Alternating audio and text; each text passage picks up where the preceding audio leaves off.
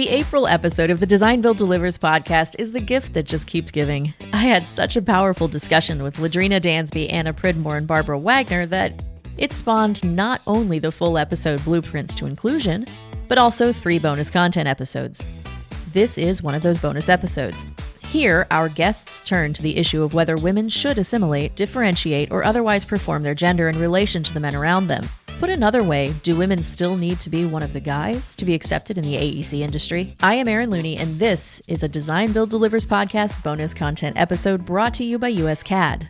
As you'll gather from 4 slightly different stories here, the answer is not a simple yes or no. We all started with slightly different takes on that old trope, one of the guys, and we all followed different paths, but in the end, we all got to a point where we recognized there was nuance, that we didn't have to be one of anything, we just had to be authentic and qualified. But it's still hard.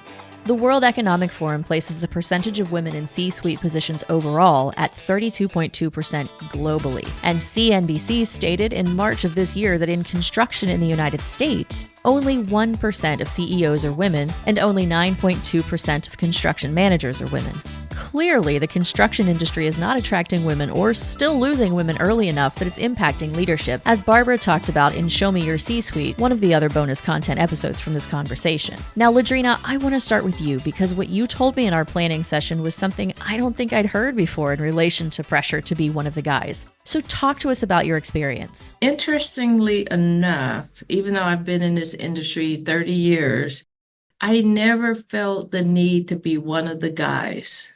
And I never felt like that was being pressured on me either.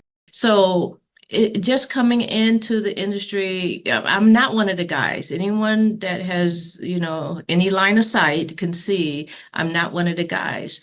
And so I never felt that pressure. But what I did bring with me was the ability to be myself. So I felt like I'm already here. I'm a female, the only female. Maybe there's one other female. I'm a minority.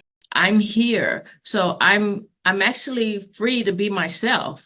There's nothing I can do to look like someone else. I'm me. So I think one of the things is the confidence to be yourself. That doesn't mean that you're insensitive to others. That doesn't mean you don't listen to others. But the freedom to be yourself and be able to engage in the way that you've been trained to engage, the way you've been brought up to engage, and then you refine that as you grow in your career, and you're going to always refine it. But I never felt like I needed to be one of the guys in order to get to some place or in order to be invited to lunch or in order. I never felt that way.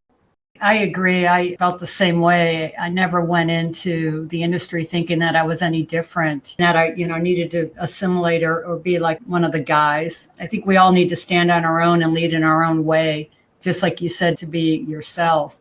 I've had some women that I've coached in the industry that have felt that they needed to be aggressive or more assertive. And again, I think we all just need to be our natural self to be able to manage and lead in our own way. So I actually have a different perspective on this one, which is that I did early on in my career absolutely think I needed to be one of the guys. And based on even some of the specific messaging that I was told by people who were in leadership in the organizations that I certainly no longer work for, in part because of that. And there was encouraging to really focus more on that aggressive side of the personality. And one of the things that I realized is earlier on, I was very hesitant to say anything I was doing outside of work because I thought I had to have a perception.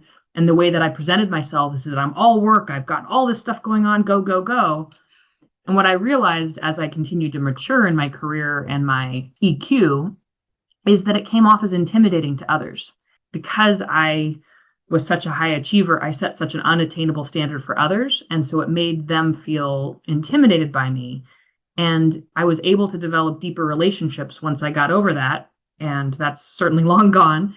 And share things about what I'm doing on the personal front. And hey, I'm spending some time to do baking or cooking or gardening or whatever it else is to show the more holistic person. So it allowed the people that I was working with to also feel they could bring their whole selves. And that was an evolution for me. That wasn't something that earlier on in my career I had an understanding of. And I actually had to work to soften those edges and realize that it was okay to show other facets of myself beyond the work side. And so as that adjusted, that allowed to create more collaboration, more rapport building within the team. But that's something that wasn't initially intuitively clear to me earlier on in my career. You know, Anna, your experience is similar to mine in some ways. I started off in a traditionally masculine line of work in sports.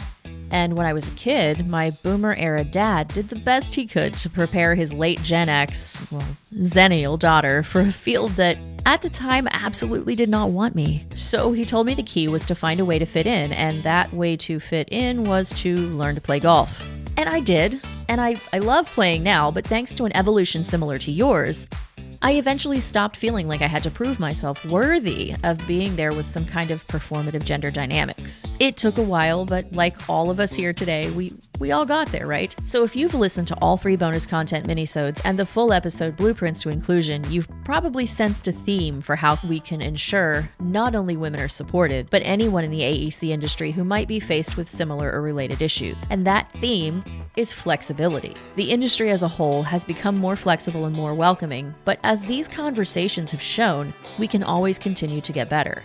So check out some of DBIA's helpful resources like our position statement on DEI, our contract addendum on DEI, and our industry match tool that helps design builders and owners find each other. The resources are available in the DBIA bookstore at store.dbia.org, and Industry Match can be found at dbia.org/industry-match. Also, be sure to support the Design Build Delivers podcast sponsor, USCAD, at uscad.com/DBIA.